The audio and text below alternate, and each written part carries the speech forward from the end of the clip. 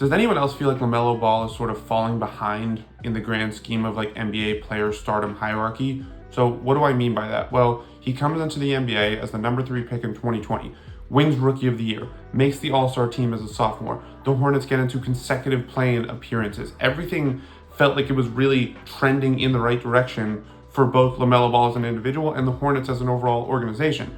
But in the 2 years since then, in the last 2 years, LaMelo has only played 58 games combined because of ankle injury.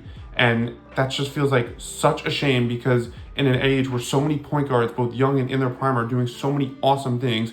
You have SGA, you have Luka, you have John Morant, Jalen Brunson, Tyrese Halliburton, Tyrese Maxey. It feels like Ball definitely has the talent to, maybe not necessarily that upper echelon group of elite point guards, of the superstar caliber point guards, but definitely a notch below it.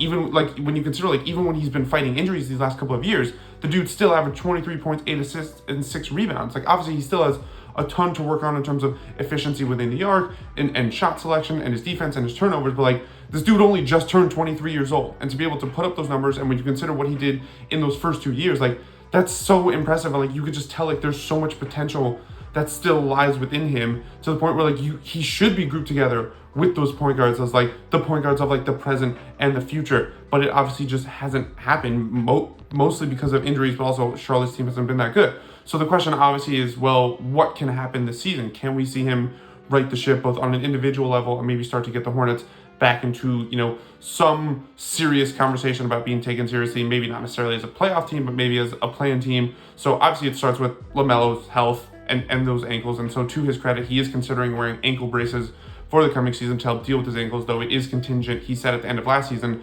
it is contingent on finding ankle braces that, he feels comfortable playing in, to the point where he would want to wear them. I think that was a big problem. I think he wore some ankle braces during practice last year, but they just didn't feel comfortable enough for him to trot them out during games. So hopefully he spent this summer really trying to figure all that stuff out. And I don't know, maybe talk to Steph Curry, because who knows better about ankle braces than Steph Curry. And then, from a team perspective, the Hornets obviously don't have a star-studded roster, but what they do have, you got year 2 of Brandon Miller. Brandon Miller, number 2 pick a couple years ago, showed a lot of flashes as a rookie, surprising flashes as a rookie. So you assume he's going to take another step. The Hornets drafted forward Tijan Saloon, I definitely butchered that name, with the 6th pick this past June.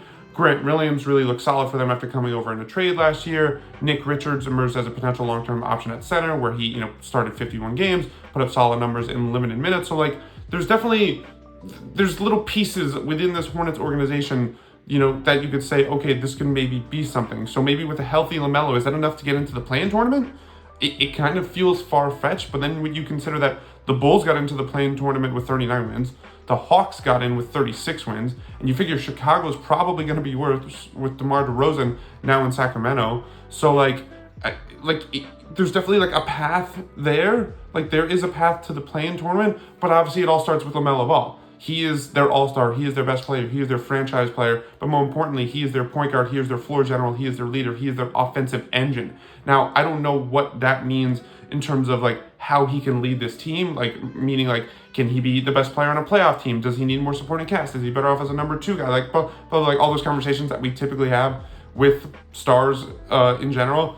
So I don't know what it means. But for God's sakes, I just want to see it. I just want to see for myself what that potential could be on the court, and that starts with LaMelo Ball being healthy. And I really don't think that's too much to ask, and hopefully we get it this year, because as I said at the top, this dude is insanely talented, has shown that talent in the NBA. It's so easy to forget that coming into the NBA, people questioned whether he would be even just a solid point guard. So for him to make the All-Star game in year 2, to put up these great numbers, obviously there's still stuff to work on, but there's so much there, and I just want to see what it could possibly be like, and that's going to start with the LaMelo Ball being healthy, and hopefully he rights that ship beginning this year, whether it's with ankle braces or he finds some other way. Just be healthy.